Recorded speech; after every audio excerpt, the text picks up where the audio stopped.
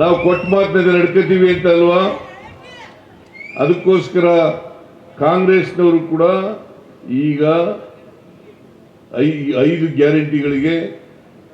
ಗ್ಯಾರಂಟಿಗಳ ಯೋಜನೆಗಳ ಪತ್ರವನ್ನು ಇವತ್ತು ಎಲ್ರಿಗೂ ಕೂಡ ಹಂಚತಕ್ಕಂಥ ಕೆಲಸವನ್ನು ಮಾಡ್ತಾ ಇದ್ದಾರೆ. ನಾವು ಕೇಂದ್ರದಲ್ಲಿ ಅಧಿಕಾರಕ್ಕೆ ಬಂದರೆ ಈಗೇನು ನಾವು 2,000 ರೂಪಾಯಿನಂತೆ ಮನೆ ಯಜಮಾನಿಗೆ 24,000 ರೂಪಾಯಿ ವರ್ಷಕ್ಕೆ ಕೊಡ್ತಾ ಇದ್ದೀವಿ. ಅವರು ಅಧಿಕಾರಕ್ಕೆ ಬಂದರೆ 1 ವರ್ಷಕ್ಕೆ 1 ಲಕ್ಷ ರೂಪಾಯಿಯನ್ನ ಕೊಡ್ತಾರೆ. ವರ್ಷಕ್ಕೆ 1 ಲಕ್ಷ. ನಮ್ದು ಸೇರಿಸಿದ್ರೆ ಎಷ್ಟಾಯ್ತು? 1,24,000 ರೂಪಾಯಿ. 1,24,000 ರೂಪಾಯಿ. ಬೇಕೋ ಬೇಡ? 1,20,000 ರೂಪಾಯಿ ಸಿಗ್ತದೆ ಕಾಂಗ್ರೆಸ್ ಸರ್ಕಾರಕ್ಕೆ ಬಂದರೆ. ಅದ್ರ ಜೊತೆಗೆ ಯುವಕರಿಗೆ, ನಿರುದ್ಯೋಗಿ ಯುವಕರಿಗೆ ವರ್ಷಕ್ಕೆ 1 ಲಕ್ಷ ರೂಪಾಯಿ ಕೊಡ್ತೀವಿ. ಅಪ್ರೆಂಟಿಸ್ಶಿಪ್ ಕೊಡ್ತಕ್ಕಂಥ ಕೆಲಸವನ್ನು ಮಾಡ್ತಾರೆ. ಜೊತೆಗೆ ರೈತರ ಸಾಲ ಸಂಪೂರ್ಣವಾಗಿ ಮನ್ನಾ ಮಾಡ್ತೇವೆ.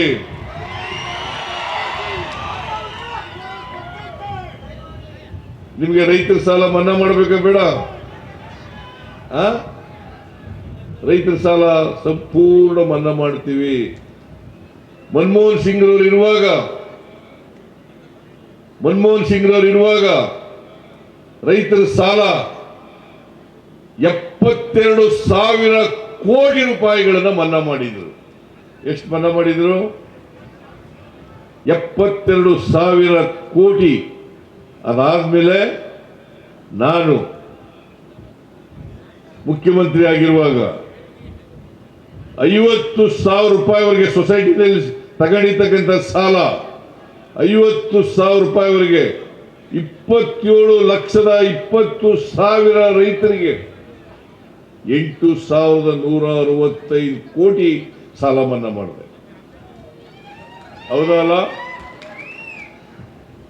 ಸಾಲ ಮನ್ನಾ ಮಾಡಿದೆ. 10 ವರ್ಷ ನರೇಂದ್ರ ಮೋದಿ ಅವರು ಈ ದೇಶದ ಪ್ರಧಾನಮಂತ್ರಿ ಆಗಿದ್ರಲ್ಲ, ಯಾವಲಾರು ಸಾಲ ಮನ್ನಾ ಮಾಡಿದ್ರ?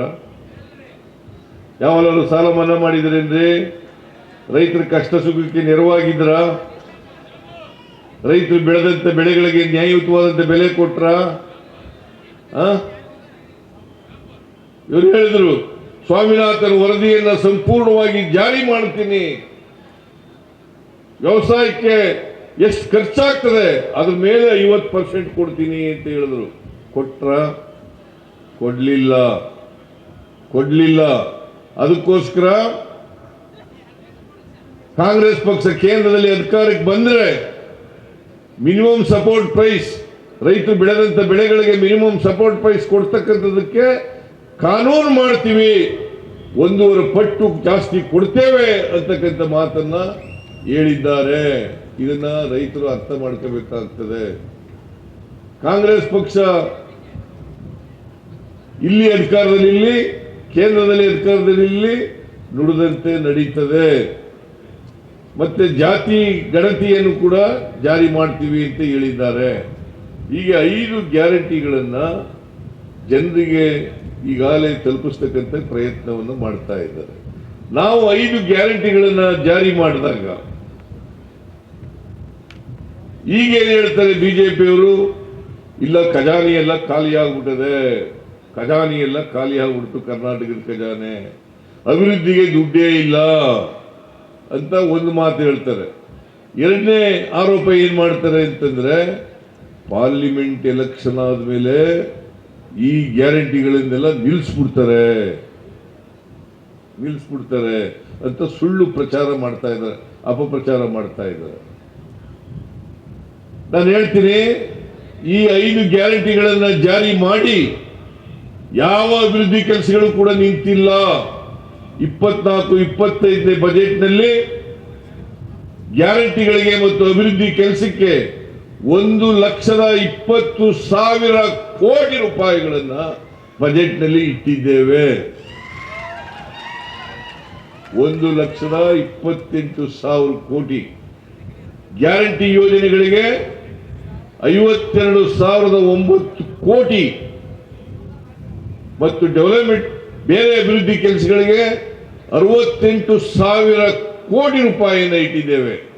ನಾನು ಹೇಳ್ತೀನಿ ಅಶೋಕನಿಗೆ ಮತ್ತು ಬಸವರಾಜ ಬೊಮ್ಮಾಯಿಗೆ, ಯಡಿಯೂರಪ್ಪನವರಿಗೆ, ವಿಜಯೇಂದ್ರನಿಗೆ ಹೇಳ್ತೀನಿ, ಯಾವ ಕಾರಣಕ್ಕೂ ನಾವು ಅಧಿಕಾರದಲ್ಲಿ ಇರೋವರೆಗೆ ಈ ಗ್ಯಾರಂಟಿ ಯೋಜನೆಗಳನ್ನು ನಿಲ್ಲಿಸಲ್ಲ. ಎಲ್ಲ ಗ್ಯಾರಂಟಿ ಯೋಜನೆಗಳು ಕೂಡ ಜಾಸ್ತಿ. ಮಧ್ಯವರ್ತಿಗಳಿದ್ದಾರೆ. ಈಗ ಮಧ್ಯವರ್ತಿಗಳು ಯಾರಾದರೂ ಗ್ಯಾರಂಟಿ ಯೋಜನೆಗಳು ನಿಮ್ಮ ಅಕೌಂಟ್ಗೆ ನೇರವಾಗಿ ದುಡ್ಡು ಕೊಡ್ತಾ ಇರೋದ್ರಿಂದ ಒಂದು ತಿಂಗಳಿಗೆ 4,000 ರಿಂದ 5,000 ರೂಪಾಯಿಯನ್ನ ಕೊಡ್ತಾ ಇದ್ದೀವಿ. 4,000 ರಿಂದ 5,000 ರೂಪಾಯಿ ಯಾವಾದ್ರು ಬಿಜೆಪಿ ಅವರು ಕೊಟ್ಟಿದ್ರ ಹೇಳಿ ನೋಡೋಣ. ಕೊಟ್ಟಿದ್ರ? ಈಗ ನರೇಂದ್ರ ಮೋದಿ ಅವರು ಹತಾಶರಾಗ್ಬಿಟ್ಟಿದ್ದಾರೆ. ಯಾಕಂತಂದ್ರೆ ಈ ಮೊದಲನೇ ಹಂತದ ಚುನಾವಣೆ ನಡೆಯಿತು. 102 ಸ್ಥಾನಗಳಿಗೆ ಚುನಾವಣೆ ನಡೆಯಿತು. ಅದರಲ್ಲಿ ಕಮ್ಮಿ ಗೆಲ್ತೀವಿ ಅಂತ ಅವ್ರಿಗೆ ಗೊತ್ತಾಗ್ಬಿಟ್ಟಿದೆ ಬಿಜೆಪಿ ಅವರಿಗೆ. ಸೊ ಅದಕ್ಕಾಗಿ ಹತಾಶರಾಗಿ ಬಾಯಿ ಬಂದಾಗ ಮಾತಾಡ್ತಾ ಇದ್ದಾರೆ.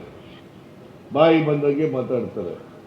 ಒಂದು ಸುಳ್ಳು ಏನು ಹೇಳ್ತಾ ಇದ್ದಾರೆ ಅಂತಂದ್ರೆ, ಕಾಂಗ್ರೆಸ್ನವರು ಹಿಂದುಳಿದ ಜಾತಿಯವರಿಗೆ, ಹಿಂದುಳಿದ ವರ್ಗದವರಿಗೆ ಕೊಟ್ಟಿರ್ತಕ್ಕಂಥ ಮೀಸಲಾತಿಯನ್ನ ಕಸಿದು ಮುಸ್ಲಿಮರಿಗೆ ಕೊಟ್ಬಿಡ್ತಾರೆ ಅಂತ ಹೇಳ್ತಾ ಇದ್ದಾರೆ. ಬಹುಶಃ ಸಂವಿಧಾನ ಗೊತ್ತಿದೆಯೇನೋ ಗೊತ್ತಿಲ್ಲ ಅವರಿಗೆ. ನನಗೆ ನರೇಂದ್ರ ಮೋದಿ ಅವರಿಗೆ ಸಂವಿಧಾನ ಗೊತ್ತಿದೆಯೇನೋ ಗೊತ್ತಿಲ್ಲ. ಆರ್ಟಿಕಲ್ 15, ಆರ್ಟಿಕಲ್ 16 ಬಹಳ ಸ್ಪಷ್ಟವಾಗಿ ಹೇಳ್ತದೆ, ಯಾರು ಈ ದೇಶದಲ್ಲಿ ಸಾಮಾಜಿಕವಾಗಿ, ಶೈಕ್ಷಣಿಕವಾಗಿ ಹಿಂದುಳಿದಿದ್ದಾರೆ. ಏನ್ರಿ ಎಸ್.ಆರ್. ಪಾಟೀಲ್, ಶೈಕ್ಷಣಿಕವಾಗಿ, ಸಾಮಾಜಿಕವಾಗಿ ಹಿಂದುಳಿದಿದ್ದಾರೆ, ಅವರು ಯಾವುದೇ ಜಾತಿಗೆ ಸೇರಿರಲಿ, ಯಾವುದೇ ಧರ್ಮಕ್ಕೆ ಸೇರಿರಲಿ, ಅವರೆಲ್ಲರೂ ಕೂಡ ಮೀಸಲಾತಿಗೆ ಅರ್ಹರು. ಅವರೆಲ್ಲರೂ ಕೂಡ ಮೀಸಲಾತಿಗೆ ಅರ್ಹರು. ಮುಸಲ್ಮಾನರು ಇರ್ಬೋದು, ಕ್ರಿಶ್ಚಿಯನ್ ಇರ್ಬೋದು, ಸಿಖ್ರು ಇರ್ಬೋದು, ಬೌದ್ಧರು ಇರ್ಬೋದು, ಜೈನರು ಇರ್ಬೋದು, ಯಾರು ಸಾಮಾಜಿಕವಾಗಿ, ಶೈಕ್ಷಣಿಕವಾಗಿ ಹಿಂದುಳಿದಿದ್ದಾರೆ ಅವರೆಲ್ಲರೂ ಕೂಡ ಮೀಸಲಾತಿಗೆ ಅರ್ಹರು. ಆರ್ಟಿಕಲ್ 14 ಏನ್ ಹೇಳ್ತದೆ ಅಂತಂದ್ರೆ, equality before law, equal protection of law. ಎಲ್ಲರೂ ಕೂಡ ಕಾನೂನಿನ ದೃಷ್ಟಿಯಲ್ಲಿ ಸಮಾನರು. ಯಾವುದೇ ಜಾತಿಗೆ ಸೇರಿರಲಿ, ಯಾವುದೇ ಧರ್ಮಕ್ಕೆ ಸೇರಿರಲಿ, ಎಲ್ಲರೂ ಸಮಾನರು. ಇಷ್ಟು ಗೊತ್ತಾಗಬೇಕ ಬೇಡ ಪ್ರಧಾನಮಂತ್ರಿ ಅವರಿಗೆ? ಈ ದೇಶದ ಒಬ್ಬ ಪ್ರಧಾನಮಂತ್ರಿ ಆಡ್ತಕ್ಕಂಥ ಮಾತುಗಳಲ್ಲ ಇವು. ಇದು ಸಂವಿಧಾನ ಬಾಹಿರವಾದಂಥ ಮಾತುಗಳು. It's most unconstitutional. ಪ್ರಧಾನಮಂತ್ರಿಯಾದವರು ಈ ದೇಶದ 140 ಕೋಟಿ ಜನರ ಪ್ರಾಣ, ಮಾನ, ಆಸ್ತಿ ರಕ್ಷಣೆ ಮಾಡಬೇಕಾಗಿರ್ತಕ್ಕಂಥದ್ದು ಅವರ ಜವಾಬ್ದಾರಿ.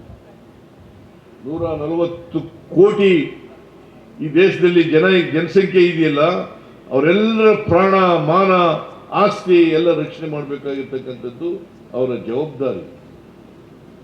ಇದು basic responsibility of A prime minister.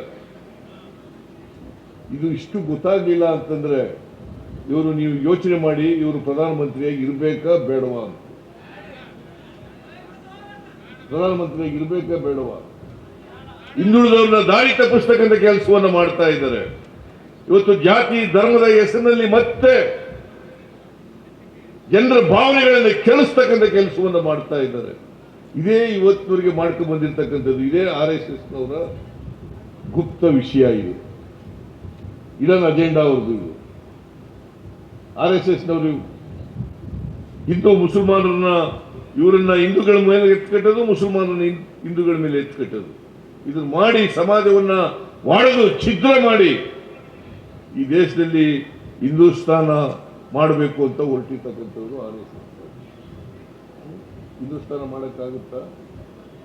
ಬರೀ ಹಿಂದೂಗಳ ದೇಶ ಮಾಡೋಕ್ಕಾಗುತ್ತಾ? ಇದೆ ಸರ್, ಎಲ್ಲ ಜಾತಿಯವರು ಇದ್ದಾರೆ, ಎಲ್ಲ ಧರ್ಮದವರು ಇದ್ದಾರೆ, ಎಲ್ಲ ಭಾಷೆಯವರು ಇದ್ದಾರೆ.